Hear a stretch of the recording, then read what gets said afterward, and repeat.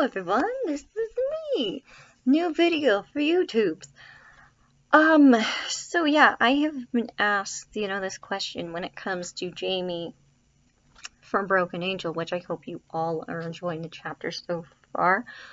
A lot of you guys have asked me, so what do the dreams, because in Broken Angel, when it comes to Jamie, there's the whole scenes with the very vivid, very terrifying dreams that Jamie has. And with that whole thing, you find out that through the stuff that Jamie goes through, which is just very depressing and very sad, that she's also been plagued with very vivid, very terrifying, terrifying night terror episodes to where she often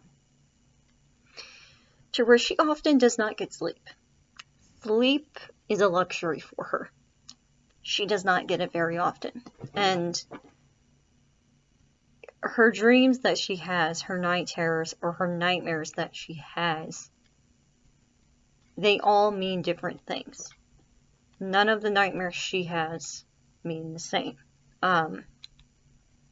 And, some could debate, or some could say, well, because she has these dreams, maybe she's a medium and she doesn't know that she's a medium, and that whole thing, which you're going to find out more about, like what her dreams mean in book 2 and how they're connected to her and how they're connected to this hidden gift that she had ever since she was a child. And you find out, oh, she's been having these night terror episodes and these nightmares, these very vivid, terrifying nightmares, ever since she was a child. Most nights, ever since she was 5 years old, and how they stopped when she was a certain age, and how she didn't really have them, and then through the broken family situation and the dad not really being there, and that whole situation full of trauma and just how it mentally, physically, and emotionally, affected her. How it just emotionally and all that stuff affected her. The nightmares and the bad dreams started up again. I'm sorry, my cat is playing with the cat toy in the background, so if you hear some scrambling noise in the background, it's because my cat is playing with his cat toy. Yeah. So sorry about that nuisance. But anyway, that's the whole nightmares and dream thing. With Jamie, and she, because of these night terror episodes and all the other stuff that she's been dealing with, she has been diagnosed with insomnia. And that what you find in book 2 is that she had to take medication for it. She had to take medication for her insomnia, which I wish I would have addressed that in book 1, but I kind of wanted to leave that out. But I will address it in book 2, that with her insomnia that constantly was plaguing her because of these night terror episodes and these very horrible, very vivid nightmares that often were very gory and very bloody and just stuff of a horror movie that she had to deal with and she had to go through. She had to take medication for it, but the medication didn't do anything. It didn't help. It didn't help. And kind of talking more about her dreams, why I put them in there in order to sculpt or build Jamie's character is because, to me, I feel like that helps you understand Jamie's situation more. That helps you understand really, truly what she is feeling in this mental state of mind, that she feels like she's going crazy. She feels like she's losing her mind, that she's just going down the bandwagon of insanity. It just feels like she's just going batshit crazy. And, she feels at the same time that the demons of her affliction, of what she's going through, it's haunting her. It's haunting her. And it's affecting her sleep. And that she feels like that her soul is breaking and that her soul is being ripped apart constantly. And she feels abandoned and she feels alone. And she just feels like a constant broken record, that she doesn't know what happiness is. And that those emotions that she's going through, that fear she has felt ever since she was the age of 13, when the physical abuse started, even if her parents were fighting way before then and they were having marriage issues way before she was 13.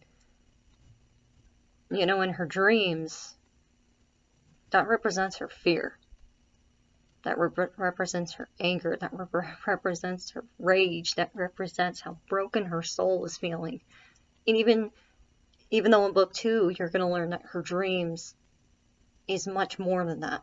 So much more than that, because of the hidden gift that she's had ever since she was 5 years old. So you're going to learn so much more in book 2, that her dreams, they mean a lot more.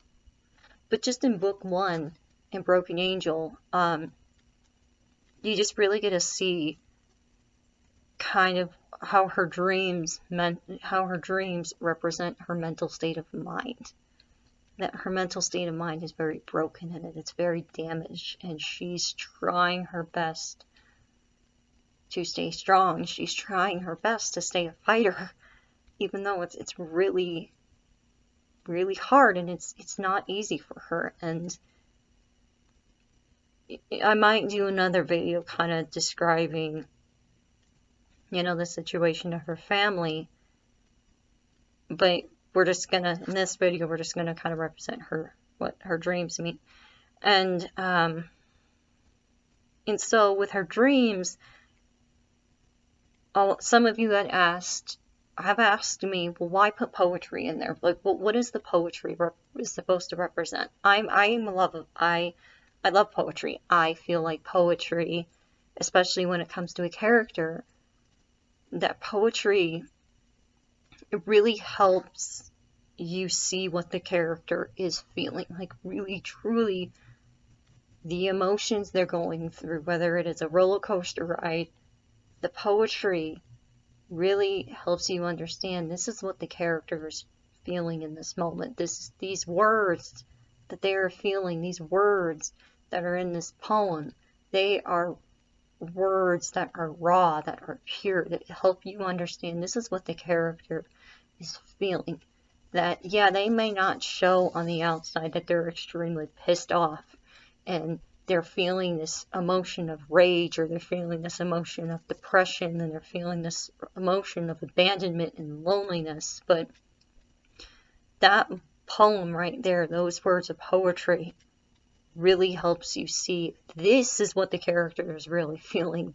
This is what they want to do.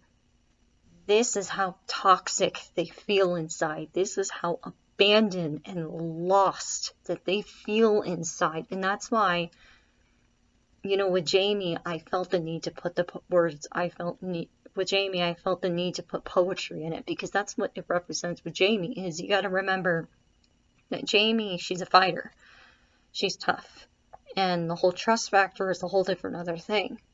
And oftentimes she puts up a brick wall. She doesn't want people to see what she's feeling. She doesn't want people to see that she's breaking inside and that she feels lonely and that she feels abandoned. She doesn't want people to see that. But, when you read her thoughts, even if they're in the form of poetry, you really get to see what she's feeling, how abandoned, how lost, how troubled, how lonely, how angry, how pissed off she's feeling. And, maybe those dreams, those night terror episodes that she has, that is what it's supposed to represent too, is her night terror episodes are supposed to represent, the dysfunction of her mental state of mind, of her emotional mental state of mind, of how just afflicted she feels.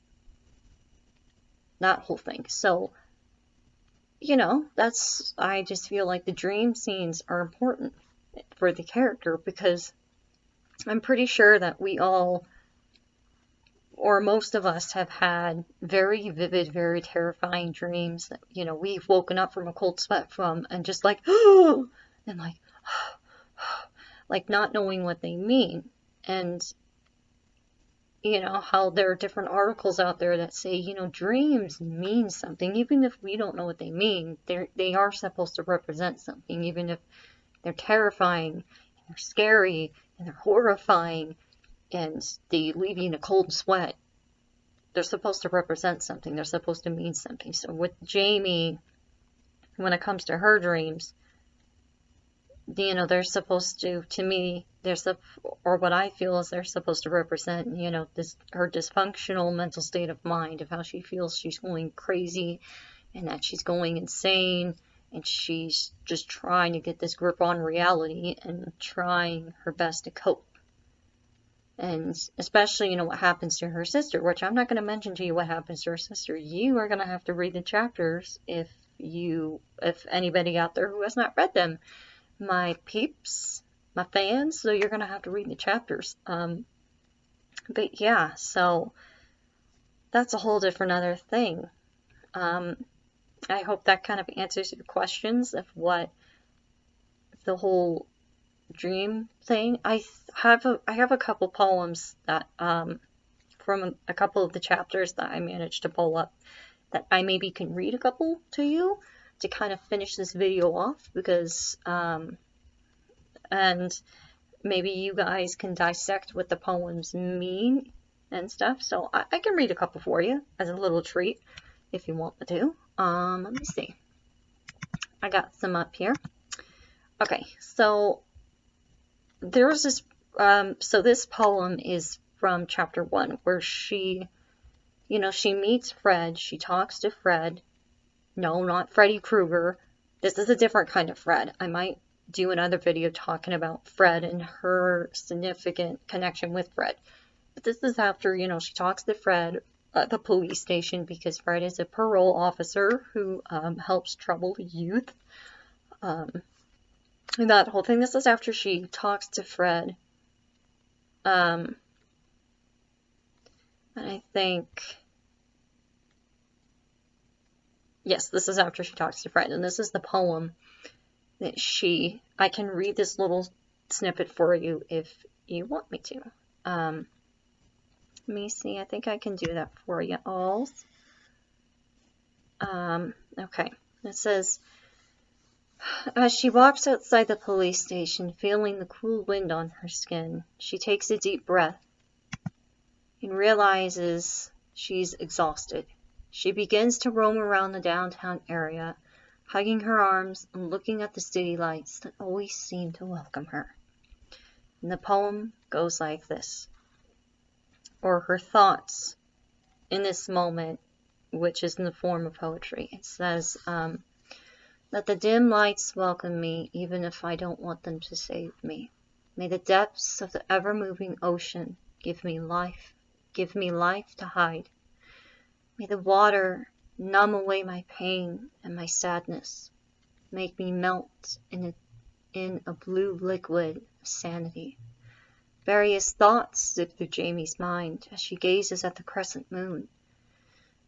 Breathing deeply, she feels like a ghost walking in a world full of shadows that can't understand the pain she has to endure. So, you know what I mean? So that poem, you know, let the dim lights welcome me, even if I don't want them to save me. May the depths of the ever-moving ocean give me life to hide. May the water numb away my pain and my sadness.